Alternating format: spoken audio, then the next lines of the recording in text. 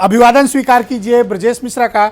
और आप देखना शुरू कर चुके हैं द डिबेट। बहनों भाइयों, उत्तर प्रदेश में जातिगत जनगणना एक बहुत बड़ा राजनीतिक मुद्दा बनती जा रही है और इस मसले को लेकर आज उत्तर प्रदेश की विधानसभा में काफ़ी हंगामा हुआ, धरना प्रदर्शन हुआ, विधायक वेल में आ गए और नेता प्रतिपक्ष अखिलेश यादव ने अपने पूरी स्पीच के दौरान इसको मुख्य पॉलिटिकल एजेंडा बना के रखा और वो सदन में अपने लिए समर्थन जुटाते भी देखे गए।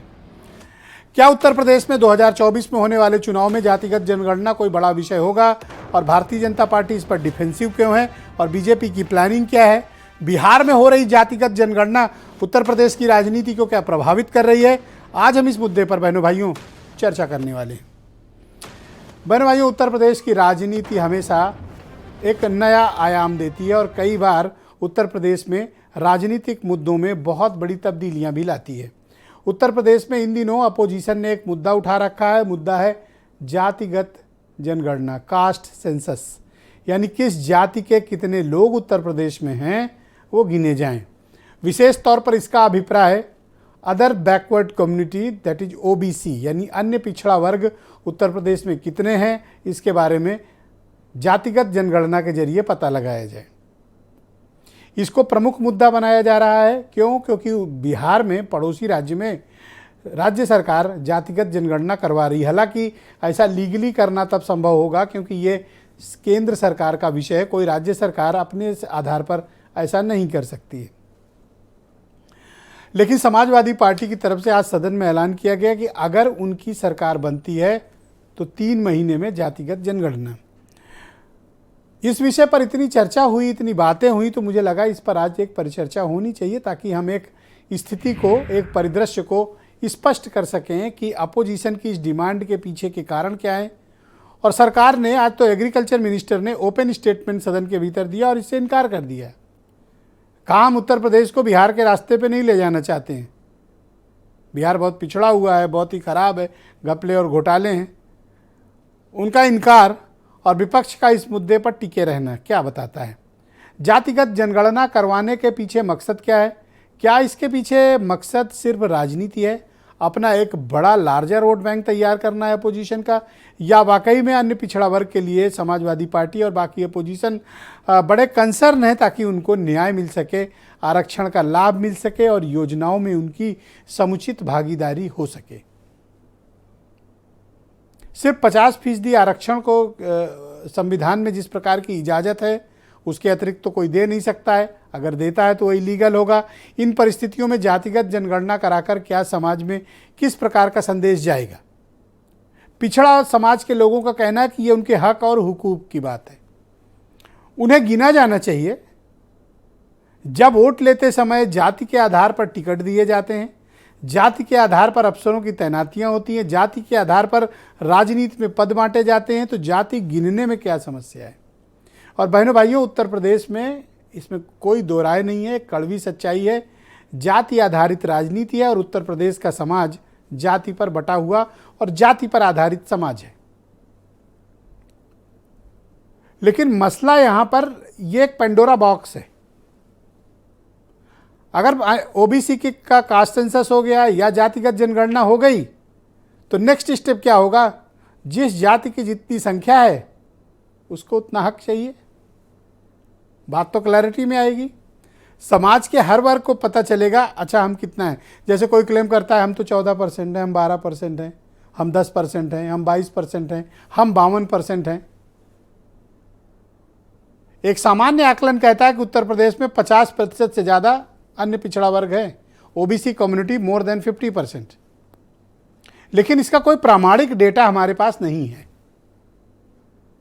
और यही प्रामाणिक डेटा पाने के लिए अपोजिशन, सत्ता पक्ष यानी ruling party Bharatiya Janata party पर दबाव बना। बीजेपी जातिगत जनगणना पर हटती बचती नजर आ रही है। क्यों? वो एक कंसोलिडेटेड वोट बैंक पे काम करती है जिसमें समाज के हर वर्ग को शामिल किया जाता है। इसमें कोई दो राय नहीं है कि उत्तर प्रदेश की राजनीति दलित और पिछड़ा के कंट्रोल में है। अगर ये दोनों एक हो जाएं तो बहनों भाइयों 89 से लेकर 2017 तक उत्तर प्रदेश में इन्हीं की हुकूमत थी। मुलायम सिंह यादव से शुरू हुई थी बात, अखिलेश यादव पर जाकर रुकी थी।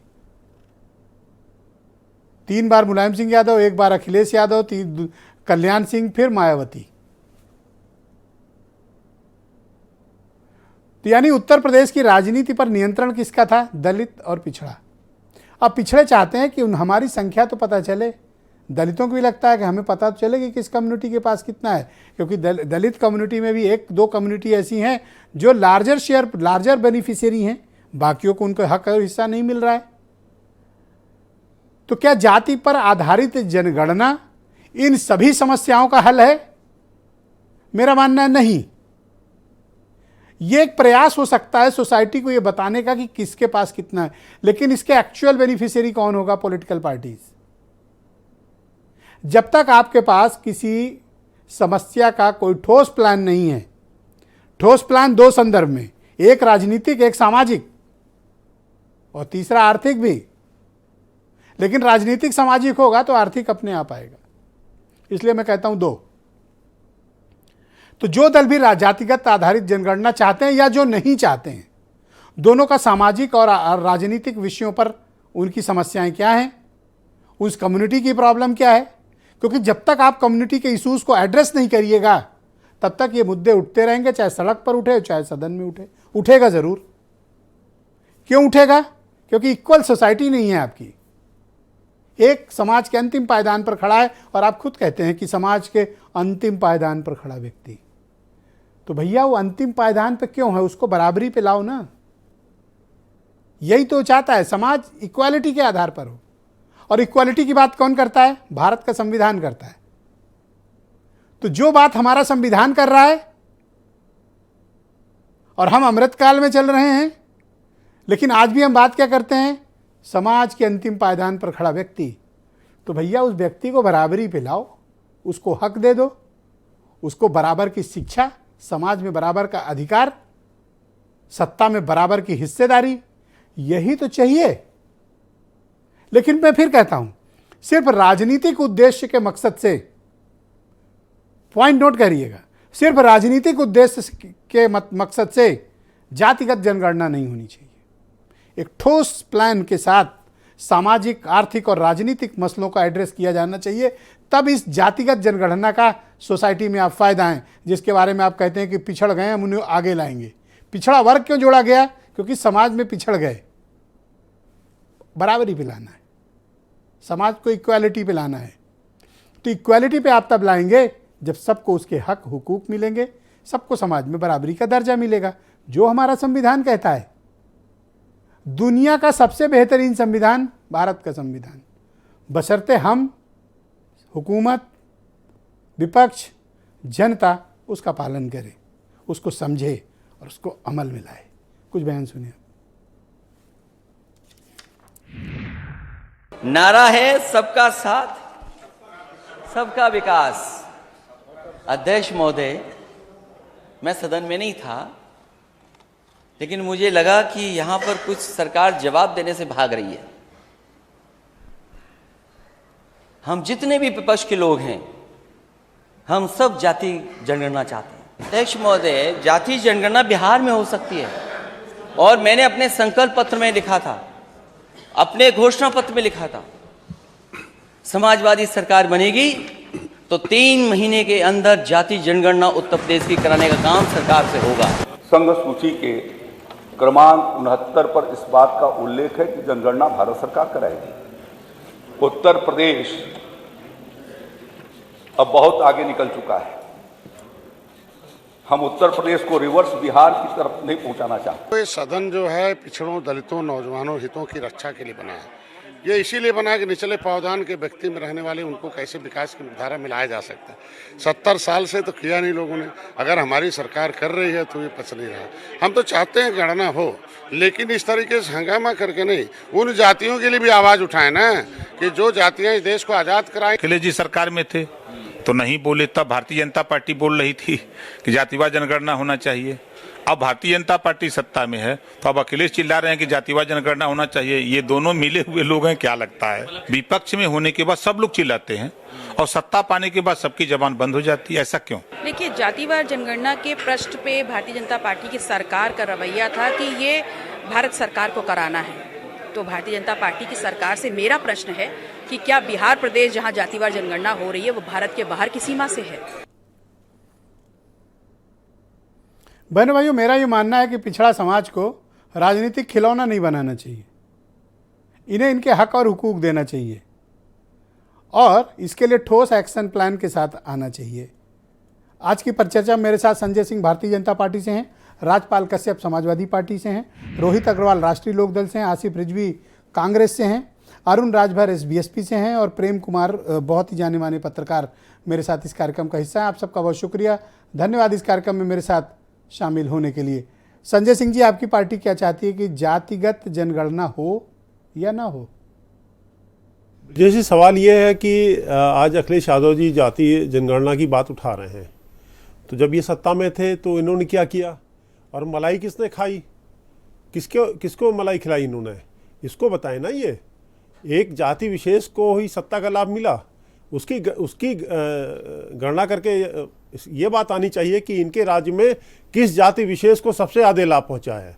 दूसरी बात, अगर मान लीजिए जाति जनगणना होती, वैसे माननीय सुप्रीम कोर्ट का आदेश है कि जाति के आधार पर जनगणना नहीं की जा सकती, 1951 के बाद नहीं हुई है।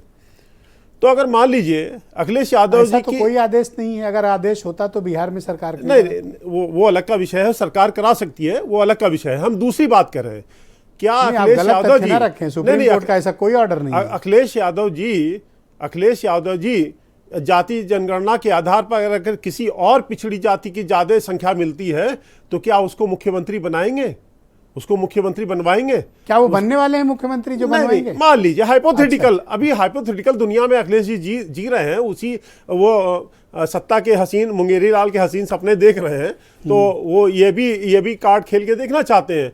तो सवाल ये उठता है कि एक जाति विशेष की राजनीति करने वाले थाना सत्ता में एक जाति विशेष के लोग बैठे थे, आज वो जाति जनगणना के आधार पर घड़ियाली आंसू बहा रहे हैं। तो ये तो बड़ा आश्चर्यजनक है। ये तो अखिलेश जी इसका जवाब दें, आप उनसे पूछिए कि किसको लाभ पहुंचाना चाहते हैं, खुद को या दूसरों को, कितने हितैषी दूसरी जातियों के। पर 3 मिनट हो गए, आपने अब तक नहीं बताया कि आपकी पार्टी क्या चाहती है। देखिए हमारी पार्टी तो बाबा साहब, सुनिए, हम लोग डॉक्टर भीमराव अंबेडकर और लोहिया जी, जो डॉक्टर साहब ने कहा था जाति विहीन समाज, और लोहिया जी भी कहते थे कि जातिवाद सबसे बड़ा दुश्मन है हिंदू समाज का, हम तो उस बात पे चल रहे हैं। आप जाति विहीन समाज चाहते हैं जिसमें कोई जाति न हो? हाँ, एक तरह का मतलब समता हो। तो इसका मतलब आप नहीं चाहते हैं कि जातिगत जनगणना होनी चाहिए, सबका विकास होना चाहिए, जातिगत भेद से हटके सबको, जो माननीय मंत्री जी का नारा है, सबका साथ, सबका विकास, सबका विश्वास। तो जातिगत जनगणना नहीं होनी चाहिए? नहीं, ये तो सुप्रीम कोर्ट मतलब केंद्रीय अपना देखेगा, बिल्कुल। इतना बच देखिए, डिफेंसिव क्यों हो जा रहे हो? देखिए, अरे खुलकर कहो। हाँ ब्रजेश जी, नहीं हमने कह दिया, ब्रजेश जी, हम तो हमें फंसाने की कोशिश कर रहे हैं। कौन फंसा? नहीं, बात सुनिए, हम सवाल मतलब अखिलेश यादव जी से कर बात मैं करूं तो मैं फंसा रहा हूं? नहीं, वेरी गुड। अखिलेश यादव जी से हम सवाल कर रहे हैं, जो हरियाली आंसू बहा रहे हैं, वो उन्होंने कितनी मलाई खाई है, अपनी जाति को कितनी मलाई दी है, इसीलिए तो देखो, एक बड़ा गोल्डन चांस है आपके पास, पूछो क्या जी। इनकी पोल पट्टी खोल दो ना। तो वही तो हम कह रहे हैं, किए हैं एक जाति वही के तो हम लिए। कह रहे हैं, जातिगत जनगणना होगा, इनकी पोल पट्टी खुल जाएगी। ये खोल दो। अखिलेश जी ये बताएं कि अपनी जाति के लोगों को कितनी मलाई खिलाई है इन्होंने। ये तो डेटा आएगा तब पता चलेगा ना जी, ये तो डेटा से पता चलेगा। हाँ, तो मैं तो कहता हूँ आप इनकी पोल पट्टी खोलो। हाँ, तो खोल रही है, खुलेगी। तो कराओगे जनगणना? खुलेगी, कराओगे? खुद ही खुल जाएगी इनकी। अरे कराओगे? देखिए साहब, जाति जनगणना तो देखो, सवाल को हजम कर जा रहे हैं, तो सवाल का जवाब नहीं दे रहे हैं। प्रधान के रजिस्टर के पास है, गांव के जो प्रधान, कराएं ना कराएं, उसके पास है सब जाति जनगणना। अखिलेश जी पूछ ले उसमें। अच्छा, बताओ, उनको हक है पूछने का? पूछ ले। अरे उनको तो सब हक है। ओके, उनको तो सारा हक दिया बालों। बड़ी मेहरबानी है भाई आजकल तो। तो ये बताओ फाइनली जी, कराएं ना कराएं? ये इसके बारे में फंस गए हो गुरु आज। जी। राजपाल कश्यप समाजवादी पार्टी के सीनियर लीडर और एमएलसी, शुक्रिया आपका राजपाल जी। आजकल मैं देख रहा हूँ आप जातिगत जनगणना की बड़ी कैंपेन चला रहे हैं, तो मैंने सोचा आज आपको परिचर्चा में बुलाऊं और समझूं आप क्यों चाहते हैं कि जातिगत जनगणना हो। जी ब्रजेश जी, सबसे पहले तो आपको मैं धन्यवाद देना चाहता हूँ कि आपने जनमानस का मुद्दा और समाजवादियों की पुरानी मांग रही है जाति जनगणना, उस विषय को लिया है उसके लिए मैं आपको धन्यवाद देता हूं। क्योंकि जाति जनगणना इसलिए आवश्यक है कि जब तक किसी भी जात के आंकड़े नहीं होंगे, तथ्य नहीं होंगे, और जब तक सारे आंकड़े नहीं होंगे, उनकी सामाजिक, शैक्षिक, आर्थिक, राजनीतिक स्थितियों का पता नहीं होगा, तब तक किसी जाति के बारे में आप कैसे योजना बना सकते हैं। अभी नगर निगम का आरक्षण लागू होना था, तो इनके पास आंकड़े नहीं थे, इसीलिए तो सुप्रीम कोर्ट ने कहा कि जाति जनगणना कराओ, और जनगणना ओबीसी करने के बाद में आरक्षण। तो कोई योजना लागू करने के लिए तो चाहिए, प्रधानी का चुनाव होगा, ओबीसी एससी सीटें निर्धारित होती है, और कि कई योजनाएं बनती हैं। जैसे माननीय अखिलेश यादव जी ने एक योजना बनाई थी अपने शासनकाल में, जो कश्यप, निषाद, बिंद, धीमत, मल्ला, कहार, गुड़िया, माझी, मझवार, रैकवार, तुरैया, राजवार, भर, कुमार, प्रजापति के लिए, क्योंकि ये जातियां पिछड़ी थी, इनको तब आरक्षण नहीं मिला था। तो माननीय अखिलेश यादव ने इन जातियों को उत्थान के लिए 87% 87 योजनाओं में 7.5% आरक्षण दे दिया था, चाहे आवास हो, चाहे और भी योजनाएं थी। ये बात आपको विपक्ष में रहकर ही क्यों याद आती है? जब आप सत्ता में थे तो अब आपने कास्ट सेंसस क्यों नहीं कराया, जातिगत जनगणना क्यों नहीं कराई? आज क्यों याद आ रहा है जब आप अपोजिशन में आए हैं? तो क्यों ना कहा जाए राजनीतिक मकसद से, अपने फायदे के लिए आप ये काम करना चाहते हैं? नहीं ब्रजेश जी, लगातार, क्योंकि हर 10 बरस पे जनगणना होती है, और उसमें लगातार माननीय नेताजी ने और माननीय अखिलेश यादव जी ने, चाहे और भी दलों के लीडर रहे हो, चाहे लालू प्रसाद जी हो, चाहे शरद प्रसाद जी हो, चाहे अन्य दलों के भी लोगों ने पार्लियामेंट में उठाया, और जनगणना हो रही है, जनगणना लागू कर दी गई है। तो जनगणना में ये हमारे पास है जनगणना का फार्म, जिसमें 31 बिंदुओं पे गणना हो रही है। इसमें नाली है कि नहीं है, पक्का मकान है कि नहीं है, जब 31 बिंदुओं पे पूछ रहे हो मोबाइल है कि नहीं है, तो हमारी जात भी पूछ लो। तो सरकार का जवाब सुना आपने? एग्रीकल्चर मिनिस्टर ने सदन में बयान दिया, नहीं कराएंगे। बिहार थोड़ी बना देंगे यूपी को। नहीं, वो नहीं कराएंगे तो ये सरकार भी जाएगी, क्योंकि ये कह रहे हैं गणना।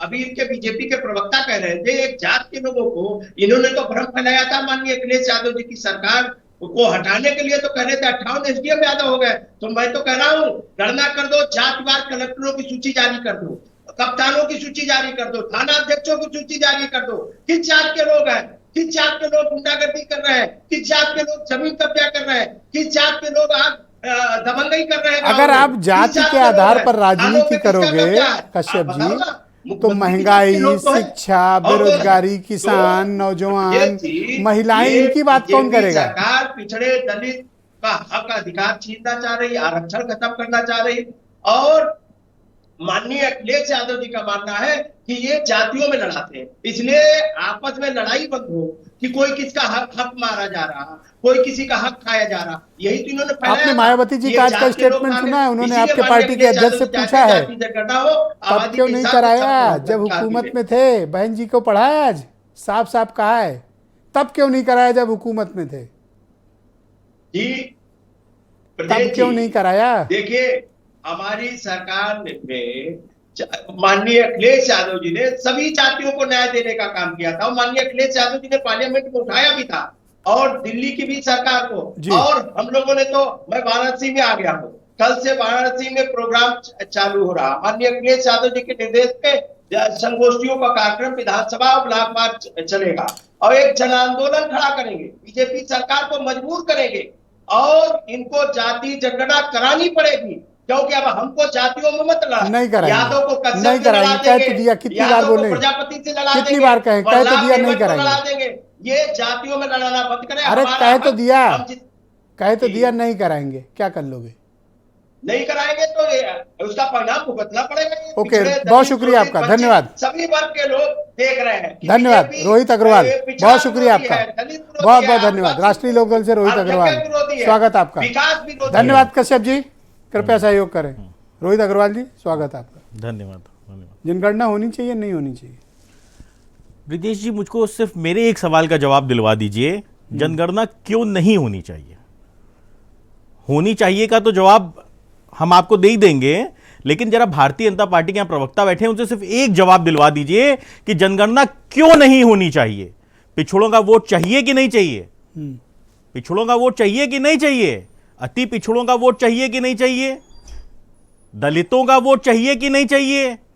वोट सबका लोगे, उनकी गिनती करने की बारी आएगी तो कहोगे जनगणना नहीं होनी चाहिए। यह कहां का न्याय है ब्रिजेश जी?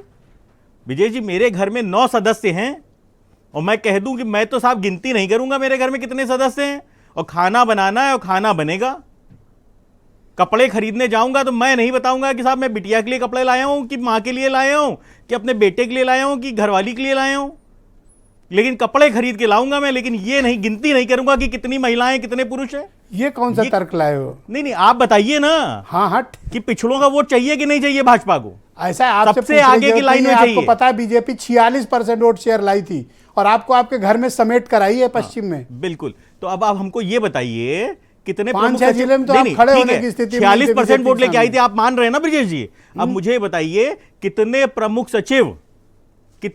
सचिव पिछड़े हैं, कितने डीएम प्रदेश में पिछड़े हैं, कितने एसपी पिछड़े हैं, कितने आईएएस, कितने आईपीएस और कितने आईजी पिछड़े हैं? अरे वहां छोड़िए, कितने थाना अध्यक्ष पिछड़े हैं ये बताइए। मतलब 46% वोट तो लेके आओगे, पर उनको जब हक देने की बारी आएगी देंगे कि मतलब आपके कहने पे दे दें कि इनको पिछड़ा इसलिए दे दो। मतलब वोट लेने के लिए तो पिछड़ा, अति पिछड़ा, दलित सबका वोट चाहिए। हक देने के लिए अपनी सहजाति ढूंढोगे कि जब हक देना है तो डीजीपी बनाओगे तो कहोगे टेम्परेरी सही, लेकिन ठाकुर होना चाहिए। ये कहां का न्याय है ब्रिजेश जी? मुझे जरा ये भी तो बताइए। पर इस तरह से जातिवाद फैलाना ये कौन सी राजनीति है? हमारी पर बात करो ना, शिक्षा पे बात करो, चौधरी इनको चरण घेर लो, बिल्कुल बिल्कुल, महंगाई पे बात करो, बेरोजगारी पे इनको घेर लो, इंफ्रास्ट्रक्चर पर घेर लो, पापड़ बन रही सड़कों पे इनको घेर लो, उस पे तो नहीं घेरोगे। ब्रिजेश जी, जातिवाद का सबसे पहले किसी ने विरोध किया था तो वो माननीय चौधरी चरण सिंह जी ने किया था।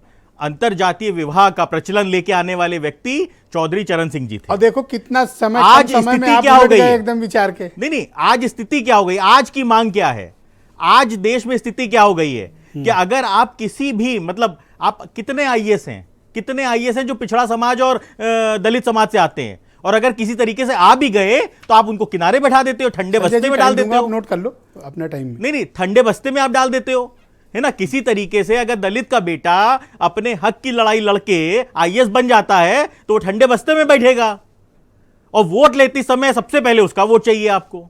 ये कौन सा न्याय है ब्रिजेश जी? बताइए, सामाजिक न्याय की बात करोगे कि नहीं करोगे? आप बताइए। चौधरी चरण सिंह जी ने जमींदारी उन्मूलन एक्ट लेके आए वो, और उन्होंने अमीरी और गरीबी के बीच की खाई को कम किया कि नहीं किया उत्तर प्रदेश के अंदर? आज जो बिहार की स्थिति है, आप चाहते हो कि जनगणना हो जाति के आधार पर? मुझे बताइए ना, क्यों नहीं होनी चाहिए? इससे समाज में विद्वेष फैल सकता है, क्योंकि उनको हक देना पड़ेगा। विद्वेष इसलिए फैल सकता है क्योंकि उनको हक देना पड़ेगा, और आप उनका हक मारना चाहते हैं। आप उनका वोट तो चाहते हैं पर उनको हक नहीं देना चाहते हैं। ऑलराइट, शुक्रिया आपका। मैं मेरे साथ अरुण राजभर और आसिफ रिजवी मौजूद हैं इस वक्त। अरुण जी, शुक्रिया आपका मेरे साथ कार्यक्रम में जुड़ने के लिए। आपकी पार्टी क्या ओपिनियन रखती है? और आज तो मैंने देखा कि सदन में आपके पिताजी और अखिलेश यादव में काफ़ी सहमति भी दिख रही थी। वो पूछ रहे थे कि आप चाहते हैं, तो आपके पिताजी यानी ओम प्रकाश राजभर कह रहे हैं हाँ हम चाहते हैं। क्या आप वाकई में चाहते हैं कि जातिगत जनगणना हो? देखिए, समाजवादी पार्टी आज चाह रही है, सुहेलदेव भारतीय समाज पार्टी 20 वर्षों से चाह रही है कि जातिवाद जनगणना हो, जिसकी जितनी संख्या हो उसकी उतनी अनुपात में उनको भागीदारी मिले। और यह बात हम आज से नहीं कह रहे हैं, श्री अखिलेश यादव जी और समाजवादी लोग ये इधर 1-1.5 महीने से यह बात कह रहे हैं। तो इनको यह बात याद होनी चाहिए कि हम भी सरकार में रहे हैं। ये अपनी सरकार की कारनामे भूल जाते हैं कि हम भी सरकार में पिछड़ों का वोट लेकर के रहे हैं, दलितों का वोट लेकर रहे हैं, मुसलमानों का वोट लेकर के आए थे, और बड़ी बड़ी बातें हम भी किया करते थे कि हमें सामाजिक स्तर पर उत्थान होना चाहिए, आर्थिक स्तर पर उत्थान होना चाहिए, शैक्षणिक स्तर पर उत्थान होना चाहिए। तो आपको भी तो जनता ने बाकायदे मौका दिया था 5 साल। आप सदन में आज कह रहे हैं 5 साल आपको बाकायदे से मौका मिला। 3 अक्टूबर 2013 के फैसले को जो हाई कोर्ट ने कहा था, मैं राजपाल कश्यप जी से पूछना चाहता हूं, जिन जातियों का नाम आज जिक्र कर रहे हैं कि इनको थाने पर, तहसील पर, ब्लॉक पर, मुख्यालय पर भागीदारी मिली कि नहीं मिली, उस समय श्री अखिलेश यादव जी के शासनकाल में हाई कोर्ट ने कहा था कि जो जितनी भी भर्ती हुई हो, चाहे लेखपाल की हो, तहसीलदार की हो, चाहे पुलिस की हो, चाहे दरोगा की हो, जितनी भर्ती हुई हो उसमें गिनती जातियों की गिनी गई थी, सिर्फ 12 जातियां। उसमें कश्यप को भी मौका नहीं मिल पाया, राजभर को भी नहीं मिल पाया, चौहान को भी नहीं मिल पाया, अर्कवंशी को भी नहीं मिल पाया, बारी बंजारा को भी नहीं मिल पाया, पाल प्रजापति को भी नहीं मिल पाया। फिर इन्होंने पिछड़ों के नाम पर सरकार बनाई, तो फिर इन्होंने क्यों नहीं उनको हिस्सा दे पाए? आप बीजेपी से क्या एक्सपेक्ट करते हो कि उसे कास्ट सेंसस कराना चाहिए अथवा नहीं कराना चाहिए? नहीं, देखिए, जातिवाद जनगणना हम तो आज से नहीं कह रहे, हम कह रहे हैं सामाजिक न्याय समिति की रिपोर्ट क्या कह रही थी? यही कह रही थी कि जो मजबूत जातियां हैं वो अकेले 27% आरक्षण का लाभ उठा रही हैं, बाकी अति पिछड़े वर्गों में जो कमजोर जातियां, मुझे याद है यही मुद्दा उठा के तो 2019 में आपने बीजेपी के साथ गठबंधन तोड़ा था, लेकिन आजकल इस मुद्दे को आप बोल नहीं रहे कुछ। नहीं, आप यही तो बात है ना। देखिए, आप पूर्व के जितने भी डिबेट हुए हों, हमेशा सुहेलदेव भारतीय समाज पार्टी संविधान की बात कर रही है। जो संवैधानिक बीपी सिंह जी ने आरक्षण का लाभ दिया है 89 से, हमको 89 से मिल रहा है, लेकिन उसका लाभ कौन उठा रहा है? यह बात तो समाजवादी और बहुजन समाज पार्टी के लोगों को बताना चाहिए ना कि इनमें कौन मिल रहा है। अभी बात बिहार की हो रही है, ये कैसे बताएंगे जब तक कोई ऑथेंटिक डेटा नहीं होगा? ये कैसे बता सकते हैं? यही चीज तो मैंने संजय जी को भी कही कि एक काम करो, इन सब की पोल पट्टी खोल दो अच्छे से, लेकिन तब जब आपके हाथ में डेटा होगा ना।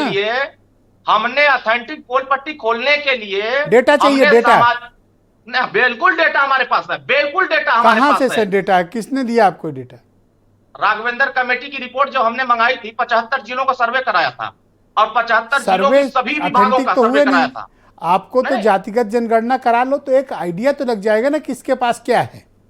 अच्छा, ये बताइए, खाना बना हुआ है यहाँ, दाल चावल रोटी सब्जी हमारे सामने बन के बैठा हुआ है, और अभी मुर्गा मुसल्लम बनने वाला दिल्ली में है।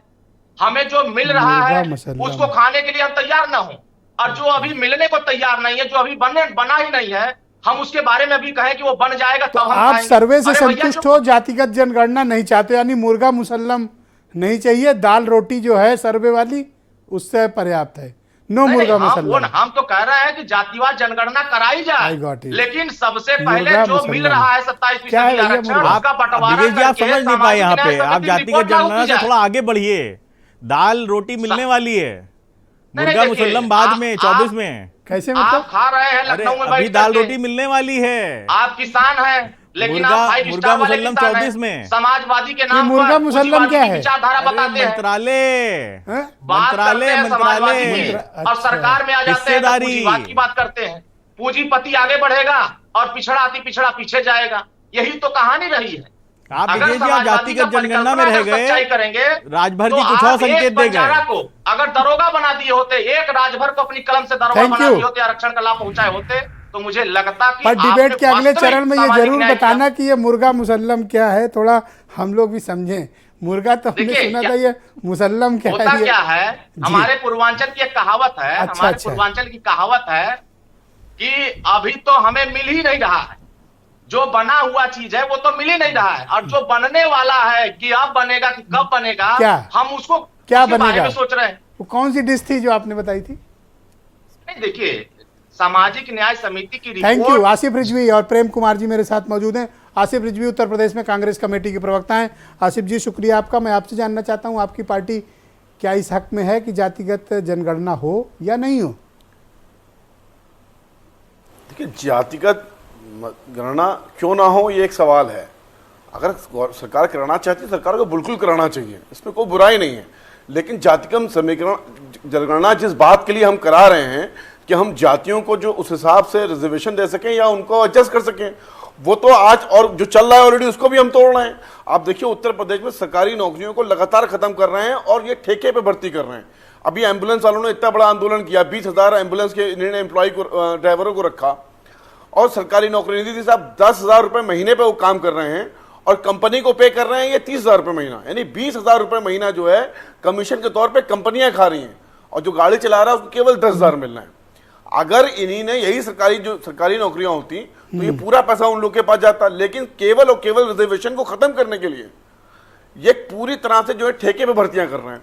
आज प्राइवेट कंपनियों को ठेका दिए हुए और उनसे कहते हैं आप एम्प्लॉय को हायर करो, और वो सरकारी डिपार्टमेंट्स में काम कर रहा है।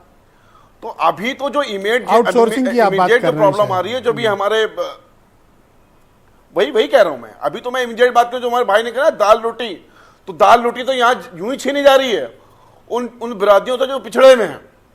अभी तो तो भैया सबसे जब पहले मुर्गा सरकार से मुसल्लम पूछना थोड़ा चाहिए वक्त कि बाद आप मिलेगा जो है, तो दाल रोटी से काम चला लो, यही तो अरुण कह रहे हैं। उसने बेचारे दाल ने रोटी कौन भी सी छीन ऐसी गया बात ना कह दी कि कि अपनी आप दाल रोटी की बात कर रहे हैं ना, offend feel कर रहे मंत्रालय हो। मिल जाए। ये किसी जाति के नेता बन के अपने को मिनिस्ट्री दिलाने की बात नहीं होनी चाहिए।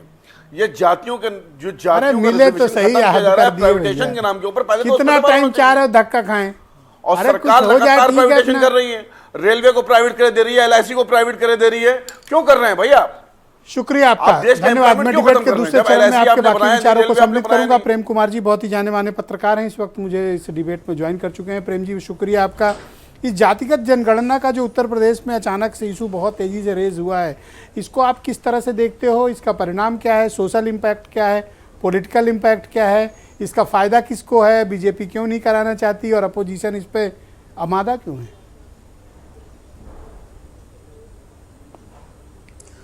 जी ब्रजेश जी, इस पूरी चर्चा में भी आपके सवालों के उत्तर मिलते दिख रहे हैं कि जातिगत जनगणना के खिलाफ में कोई राजनीतिक पार्टी नहीं है, ये उभर कर सामने आ रहा है।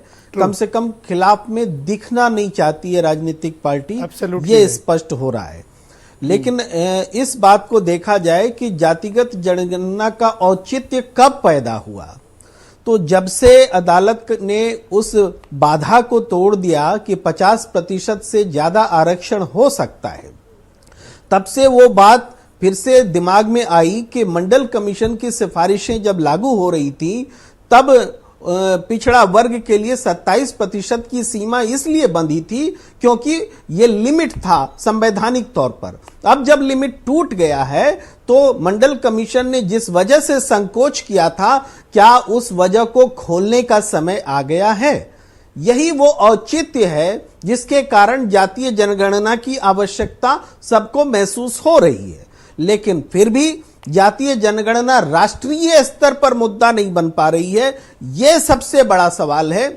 क्षेत्रीय स्तर पर बिहार में यह मुद्दा बन रही है, बीजेपी भी इस मुद्दे के साथ है, उत्तर प्रदेश भ्रम में है, हम देख रहे हैं सबकी अलग अलग पार्टियां हैं, और राष्ट्रीय स्तर पर कोई कंसेंसस बनने की सुगबुगाहट तक नहीं है। जबकि ये राष्ट्रीय क्या मुद्दा ये सिर्फ है, एक मुद्दा है, पॉलिटिकल वेपन है वोट इसका पाने के मतलब लिए? साफ है जी, क्योंकि ये तो केंद्र सरकार का विषय है जनगणना कराना। क्या राज्य जातिगत जनगणना कराने के लिए उनको अधिकार है या फिर केंद्र ही करा सकता है? ये बिल्कुल आप सही बात कर रहे हैं कि जातिगत आधार पर अगर जनगणना राज्य करा भी लेता है तो उसका इम्प्लीमेंटेशन लेवल पर कोई महत्व नहीं है। जब राष्ट्रीय स्तर पर जनगणना होती है, जो हमारी जनगणना नीति है उसके हिसाब से, तभी वो ऑथेंटिकेट होता है, तभी वो नीतिगत रूप में आता है, तभी उसके हिसाब से योजनाएं बनेंगी और उसके हिसाब से कारगर होगा। ये महत्व है। तो यही चीज अभी तक कि आपने सही कहा कि ये वीपन बन गया है पॉलिटिकल, और इसी रूप में इस्तेमाल हो रहा है। और ये जो मुद्दा है बिहार में क्यों पॉपुलर हो गया, हो चुके वहां ओबीसी की पॉलिटिक्स ज्यादा स्ट्रांग है। अभी उत्तर प्रदेश में ओबीसी पॉलिटिक्स बटी हुई है। ओबीसी पॉलिटिक्स में बड़ा हिस्सा भारतीय जनता पार्टी के साथ रही है। ओबीसी के वोट बैंक का मैंने जिक्र किया 89 से 2017 तक जी, उत्तर प्रदेश में हुकूमत थी इनके पास, कंट्रोल था इनके पास, कमांड थी इनके पास। लेकिन तब वो जो संवैधानिक जो लिमिट था आरक्षण को लेकर के वो बरकरार था, तो ये मुद्दा पॉलिटिकली वॉलेटाइल नहीं हो पाया। लेकिन आज ये हो सकता है, जिन पार्टियों का जनाधार खिसका हुआ है, जो पार्टी जन आधार खोजने के मुद्दे तलाश रही है, जैसे भारतीय जनता पार्टी की सियासत अगर हिंदुत्व के बरक्स है इस मुद्दे में, इस मुद्दे पर निश्चित रूप से जो क्षेत्रीय दल हैं, जो विशुद्ध रूप से जातीय आधार पर राजनीति करने में सफल हो जाती हैं, उनको ज्यादा फायदा होगा। लेकिन राष्ट्रीय स्तर की कोई भी पार्टी हो, इस मुद्दे को अगर वो छेड़ती हैं तो वो एक कंफर्टेबल पोजीशन से डिसकंफर्टेबल पोजीशन पर भी पहुंच जा सकती हैं। ऑलराइट, शुक्रिया आपका प्रेम कुमार जी। मैं डिबेट के दूसरे चरण में आपके बाकी सुनने में विचारों ये लग को सम्मिलित सकता है मैं इस परिचर्चा को आगे बढ़ाता हूं। संजय सिंह मेरे साथ मौजूद हैं, भारतीय जनता पार्टी के नेता, आप कुछ पहले राउंड में ऑब्जेक्शन कर रहे थे, आप अपना पक्ष रख लीजिए, फिर मैं आपसे सवाल करता हूँ। गो हेड, किस बयान पर आपत्ति थी आपको? देखिए, अब ये वास्तव में मुर्गा वाला तो नहीं था? नहीं, मुर्गे वाले पे नहीं, तब नहीं, मुर्गे वाले पे नहीं। देखिए, वो है कुछ व्यवस्था उधर की? इनके पास सीबीआई और ईडी है, जहां चुनाव होगा वहां भेज देंगे। भैया रिजवी जी, आपका नाम संजय सिंह नहीं है, आप आसिफ रिजवी हैं। आप अपनी बारी में बोल लीजिए, अभी संजय सिंह की बारी। आसिफ भाई, अभी आप बहुत बड़ी बड़ी बातें इंप्लीमेंट की कर रहे थे, ठीक है, ये रोजगार छीन लिया। आप जरा हमें ये आंकड़ा बता दीजिए, राजस्थान में आपकी सरकार है, पंजाब में रही है, छत्तीसगढ़ में है, आपने कितने लोगों को वहां क्या अनएम्प्लॉयमेंट खत्म कर दिया? जरा आंकड़े आज बता दीजिए, आप कितने लोगों को रोजगार दिया? ईमानदारी से, ऊपर वाले की कसम खा के आप बताइएगा, कितने लोगों को रोजगार दिया? क्या आपकी स्टेट में कोई अनएम्प्लॉयड है? आप बताइए। क्या राजस्थान के नाम पर उत्तर प्रदेश वालों से वोट लिए थे संजय? नहीं, देखिए, छोड़ो ना, वो क्यों इंपॉर्टेंट हो गए आपके लिए? कांग्रेस नेशनल पार्टी 2% वोट वाले सवाल करेंगे, वो आपके लिए इनसे हम सवाल करेंगे। ये बहुत नगाड़ा डमरू बजाते घूमते हैं कि रोजगार। अरे तो भाई, अगर आपने रोजगार राजस्थान से दिया है तो बता दीजिए ना। अपनी बारी में बोलना, मैं समझ नहीं, मैं आपसे वायदा कर रहा हूं। देखिए, अब अपनी बारी में बोलना। आसिफ भाई सुनिए, अब आपका जब राष्ट्रीय अध्यक्ष और आपके बड़े नेता जमानत पर हैं, तो आपको ये हक नहीं है बोलने का। नेशनल हेल्थ केस पे जमानत बताओ, काम करो, एक सेकंड रुको, संजय सिंह मुद्दे को कहीं और लेके भाग रहे हैं। सुन लीजिए अब मेरा सवाल। जमानत पे है राहुल गांधी और उनकी माता जी। मतलब आप तो बिल्कुल बेशर्मी की लिमिट पार कर गए आप लोग। तो जमानत पे चल रहे हैं, जेल पर है भाई। कुछ तो शर्म करो आप लोग यार, क्या बोलते हैं आप? ठोस प्लान है, कब कराओगे जनगणना? आपको लिख लेंगे तो जिसके विचार मर्जी है लिख दो आप। नहीं, क्या लिख जब आप जो करेंगे वो भरेंगे। आप शांत हो जाओ, सिर्फ संजय सिंह बोलेंगे, ओनली संजय सिंह। कोई ठोस प्लान है? ये कास्ट सेंसस कब कराओगे आप? देखिए ब्रजेश जी, ये जो सेकुलरिज्म का ड्रामा इस देश में चल रहा है, नहीं बात सुन लीजिए, हम जवाब दे रहे हैं, अभी आ रहे हैं, वही आ रहे हैं। जो सेकुलरिज्म के नाम पर रिंग के भीतर समाज को तोड़ने का खेल करते हैं, ये सफल नहीं होने वाला इनका। ठीक, आप नहीं चाहते? सेकुलरिज्म का तमाशा कह दो कि नहीं कराना। हिंदू समाज को वैसे एग्रीकल्चर मिनिस्टर बोल ही चुके हैं, समाज को भाजपा लेके चलती है। दूसरी बात, अरे आसिफ भाई सुनिए, और राजपाल भाई, जरा मुसलमानों में जाति सर्वेक्षण की बात कर लीजिए ना। बाबा साहब भीमराव अम्बेडकर ने लिखा, नहीं कुछ लोग वहां भी गिने जाएंगे, आप तसल्ली रखो। गिनती करवा लीजिए, आप लोग तो बड़ा भाईचारा की बात करते हैं। ये कोई सड़क पर चर्चा नहीं हो रही भाई साहब, मैं आपको समय दूंगा, मैं वायदा कर चुका हूं, तो आप तसल्ली रखो। बाबा साहब भीमराव अम्बेडकर ने 35 जातियां मुसलमानों में पिछड़ी लिखी है। एक काम करो, मुसलमानों में भी गिन लो, गिनो मुसलमानों को। हाँ गिनेंगे, गिनो भाई, जब ये हिंदू समाज को तोड़ेंगे हम गिनेंगे। कांग्रेस के प्रवक्ता है, मुसलमान को रिप्रेजेंटेशन नहीं क्यों नहीं? आप हिंदू समाज में जब चोट करेंगे आसिफ भाई बोलेंगे बिल्कुल। आप सेकुलरिज्म के नाम पर ये पिछड़ा क्या करें अभी, ये बताओ पहले। समाज का एक सेकंड दीजिए आप लोग। आसिफ रिजवी की आवाज बंद करेंगे, बिल्कुल करेंगे हम आपके ऊपर आके। आपकी आवाज मुझे बंद करनी पड़ रही है, हम लोग जान चुके हैं। डिस्टर्ब कर रहे हैं, आपके अंदर जातियां हैं, आप लोग बहुत चिल्लाते हैं हिंदू समाज आप एक बात मेरी सवाल का जवाब दोगे? जातियों की बताइए, अब आप मेरी तसल्ली से बात सुनो। क्यों रूलिंग है? एक काम करो, सुनो, रूलिंग क्यों है? अशराफ, ओके, अशराफ क्यों संजय सिंह जी पिछड़े हुए हैं? संजय सिंह जी, मुझे पता है आपकी दिलचस्पी वो आसिफ रिजवी में है, जरा मेरे में दिलचस्पी लीजिए। ये पिछड़ा वाले पूछ रहे हैं कि इनको सेकुलर में गिना जाए, इनकी जाति गिनी जाए कि नहीं गिनी जाए? सब सेकुलर है, हैं? सब सेकुलर है। हिंदू तो सभी सेकुलर गिने कि ना गिने, ये बताओ जी। सारे सेकुलर गिने, सारे सेकुलर है। गिने कि ना गिने? अरे सब गिने हुए साहब। राजपाल जी, ये तो कह रहे हैं हम पहले से गिने हुए हैं, अब बताओ। इनको मालूम है, मुलायम भाई, अखिलेश यादव भाई को मालूम है। अब सबकी आवाज ओपन की जाए, बोलिए राजपाल कश्यप जी। प्रजेश जी, बीजेपी नहीं चाहती, कभी नहीं चाहेगी। ये तो चाहते हैं कि देश के लोग 5 किलो अनाज पे जीवित रहे, ये शिक्षा न पाए, ये अच्छी नौकरी न पाए, ये रोजगार न पाए, ये देश में गुलाम रहेंगे तब तक। ओबीसी पहले हिंदू है ये कह रहे हैं, बाद में जाति पे बंटता है, पहले हिंदू है। लोहिया जी, राजपाल भाई, आप देखो बीच में नहीं, आप देखो, नो संजय सिंह नो, आप पर्याप्त बोल चुके हो, आप बीच में नहीं बोलोगे। आप बताइए, आप बीच में नहीं बोलोगे, आप बीच में नहीं। तसल्ली, अपन डिबेट बहुत अच्छी कर रहे हैं, सबको इज्जत सम्मान और सबकी बात। बोलिए कश्यप जी। कि डॉक्टर राम मनोहर लोहिया जी ने नारा दिया था कि संत सोपा ने बांधी गांठ, पिछड़े पावे 100 में 60, और सोशलिस्टों की मांग भी रही है, जिसकी जितनी संख्या भारी उसकी उतनी हिस्सेदारी। जैसे हमारे अभी प्रेम कुमार जी ने कहा कि जो सुप्रीम कोर्ट पे पहले था कि 50% से ज्यादा आरक्षण नहीं हो सकता, 10% तो अभी ईडब्ल्यूएस का हुआ है कोटा, अब तो और कई राज्यों में 70% तक आरक्षण है। और हम कह रहे हैं कि हमारे नेता का कहना है कि किसी को आपस में मत वो लड़ाइए, आप सबकी जाति जनगणना करा के आबादी के हिसाब से सबको हक अधिकार दे दीजिए। जिन जातियां जो बहुत पीछे रह गई उनको आप आगे लाने का प्लान बनाइए। कोई ठोस रणनीति जब आंकड़े होंगे तभी बनाएंगे ना। आपके पास तथ्य नहीं होंगे कि किसकी क्या शैक्षिक स्थिति है, क्या आर्थिक स्थिति है। सदन में बीजेपी ने जो जवाब दिया, आप उससे संतुष्ट हैं कि आपकी कोई और डिमांड होगी आने वाले दिनों में, आप क्या करेंगे? जानवर गिने जा रहे हैं इस देश में, पेड़ पौधे गिने जा रहे हैं, तो आदमी की जात गिनने में क्या डर?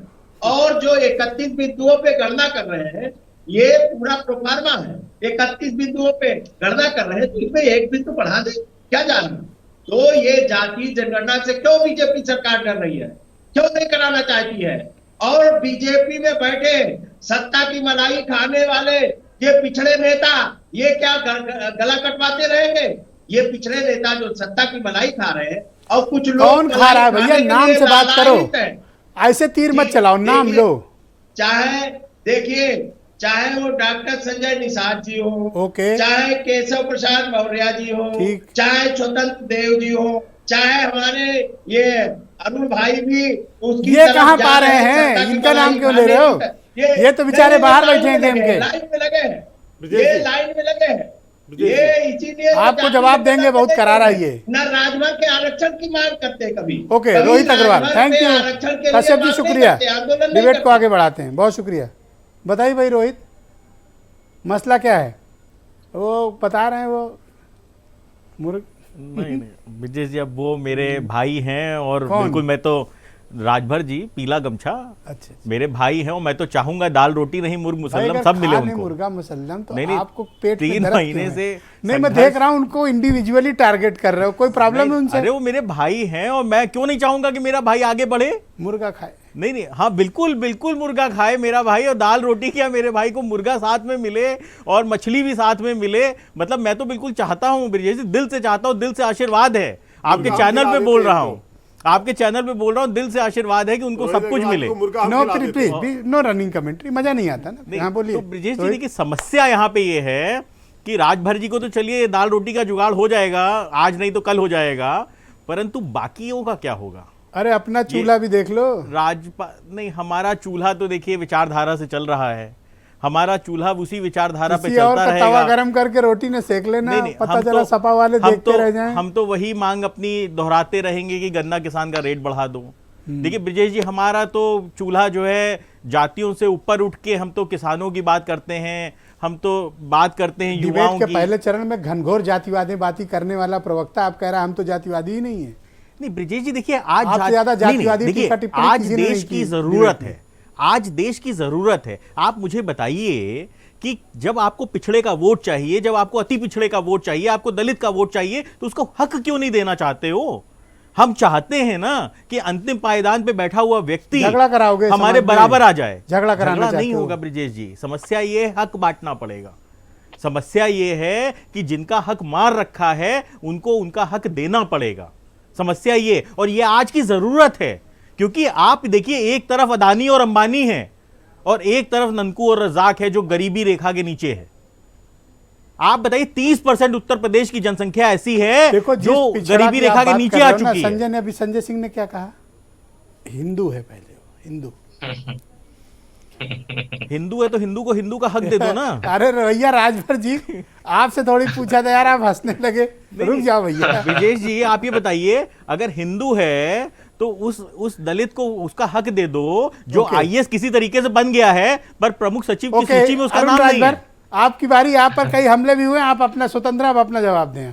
सब लोग कह रहे हैं रोहित, शुक्रिया, दे देना चाहिए, सब कह रहे हैं, चाहे वो सपा के हों, चाहे आरएलडी के हों, चाहे कांग्रेस के हो, हक दे देना चाहिए। 27% आरक्षण में 22 सिफारिशें कांग्रेस पार्टी लागू नहीं करवा पाई, और समाजवादी पार्टी भी सरकार बनाई, उसको लागू करवा नहीं पाई, लंबे समय तक कांग्रेस को समर्थन करती रही। बात इस बात की है कि अभी राज्यपाल जी कह रहे थे कि मैं बहुत सारी योजनाओं में इनको लाभ मिल जाएगा जब ये जातिगत जनगणना हो जाएगी। तो भैया मेरे, आपको भी 2012 से 17 तक जनता ने मौका दिया था, कितने योजनाएं चलाया था जिससे कि आपकी बिरादरी कश्यप, निषाद, मल्ला, मझवार, तुरैया, तुरहा, इनके लोग सिपाही दरोगा, बाबू चपरासी, लेखपाल बन गए। आप तो अपने 2022 के विधानसभा में अपने कलम से एक टिकट तक नहीं दिलवा पाते हैं। आप अपने नेता के मर्जी पर खाली जी हुजूरी करते रहते हैं, आपको तो मिल जाता है, लेकिन ये पहले वाले राज्यपाल कश्यप नहीं रहे, अब ना पिछड़ा वर्ग के अध्यक्ष हैं, अब उनकी कलम चलेगी। अरे वही इनको पहले वाला ना समझना है। अपने जिले अब में इनको मिली है पावर, यही पिछड़ा वर्ग के अध्यक्ष है। कश्यप जी रुक जाओ, देखो बोलना मत बीच में, जितवा पाए अरुण की बारी है, इनको बोलने दो। आप बोले वो चुप थे, तक नहीं भर पा रहे हैं। 200 कुर्सी नहीं भर पा रहे हैं, इसी से आकलन कर लीजिए कि ये कितने बड़े अध्यक्ष हैं। कौन 200 कुर्सी नहीं भर पा रहा है? यही जो बोल रहे हैं अभी कि हम योजनाएं चलाए, हमने एक सेकंड रुकना, आप भी चुनौती दिए हो ना, रुक जाओ, एक सेकंड रुको। मैं कह रहा हूं, बताओ राजभर जी, ये चुनौती स्वीकार है? 200 आदमी जुटा सकते हो? एक सेकंड, अरुण रुको, अरुण रुको, अरुण रुको, अरुण रुको। ओके, बताइए राज कश्यप जी, 200 लोग जुटा लोगे? अरे ब्रजेश जी, अति पिछड़े जुटाने 200 का चश्मा लग गया। अरे वहाँ का वीडियो देखे, और सुहेल देव भारतीय समाज पार्टी अपनी पार्टी थी चुनाव भी। हम अपने दम पर चुनाव लड़ते हैं, अपने दम पर राजनीति करते हैं। हम श्री अखिलेश यादव जी और राम पर राजनीति नहीं करते हैं। हमारी झंडा अलग है, हमारा निशान अलग है, हमारे नेता अलग है। और आप बताओ ना, आपके ही जिले में आदिवासी समाज का लोग रहता है, आपने तो अपने शासन काल में एक अरकोसी को सिपाही तक नहीं बना पाए। अरे 200 लोग इकट्ठा हो पाएंगे कि नहीं, ये बताओ इनके क्लेम है। इनकी चुनौती मंजूर है? ये तो बीजेपी के, इनकी चुनौती मंजूर है? ज्यादा आदमी इकट्ठा करके दिखाओ। आपका पहला प्रोग्राम कब है? मुझको बुला ले, और मुझको बुला ले कि अगर ये 200 कश्यप को जुटा ले, पिछड़ा वर्ग के अध्यक्ष है, 200 कश्यप जुटा ले, 200 वर्ग जुटा ले, 200 राजभर जुटा ले, 200 थैंक यू, जुटा ले, इनके साथ नहीं है। थैंक यू, साथ छोड़ चुके हैं, थैंक यू, इनके अधिकार लूटने की प्रवृत्ति से। Thank you Asif ji. Okay Asif, जनता इनका साथ छोड़ थैंक यू, आप दोनों का समय समाप्त। धन्यवाद, धन्यवाद, धन्यवाद, धन्यवाद, धन्यवाद। आसिफ रिजवी, अब आप बोलो, आप क्या ऑब्जेक्शन कर रहे थे संजय सिंह के रिमार्क पे? अब आपकी बारी। देखिए, भारतीय जनता पार्टी किसी भी रूप के अंदर जातीय जनगणना नहीं कराएगी।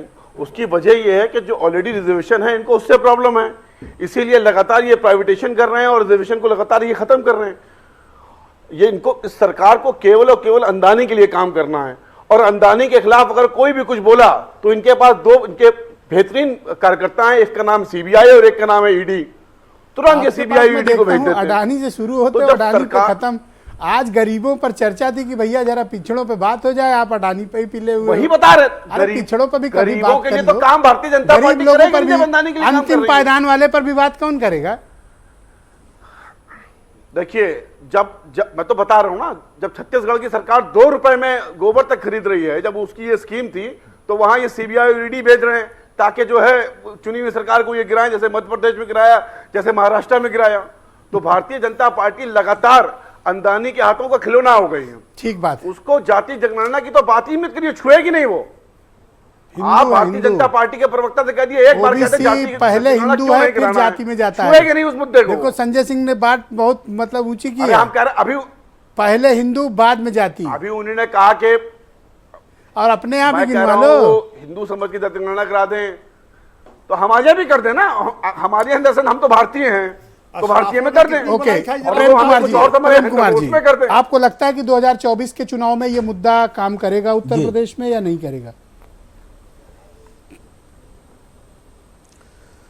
देखिए, ये मुद्दा निश्चित रूप से काम करेगा, और ये चूंकि जोड़ता है, एक हसीन सपने से जोड़ता है, लेकिन वास्तव में देखा जाए तो देश में 55 लाख के करीब में रिक्तियां हैं पूरे देश में।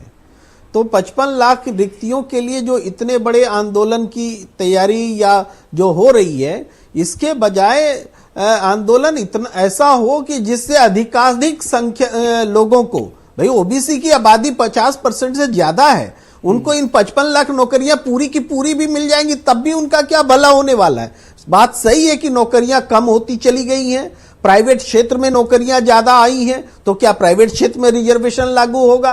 मैं ये सब बहुत बड़े सवाल है, लेकिन ये बात है कि जातीय जनगणना की जो बात है इससे कोई सोल्यूशन नहीं निकलता, राजनीति सर जहर है सर, लोगों को उनके हक नहीं मिलते हैं। आउटसोर्सिंग सबसे करारी मतलब सबसे खराब व्यवस्था है सर, ये बंद होना चाहिए। बिल्कुल। अब एक इम्पोर्टेंट बात ये आप देखें क्लास 4 के तो वैकेंसी नहीं आती है। आउटसोर्सिंग में क्लास 3 में भी अधिकांश शेयर आउटसोर्सिंग को हो गया है।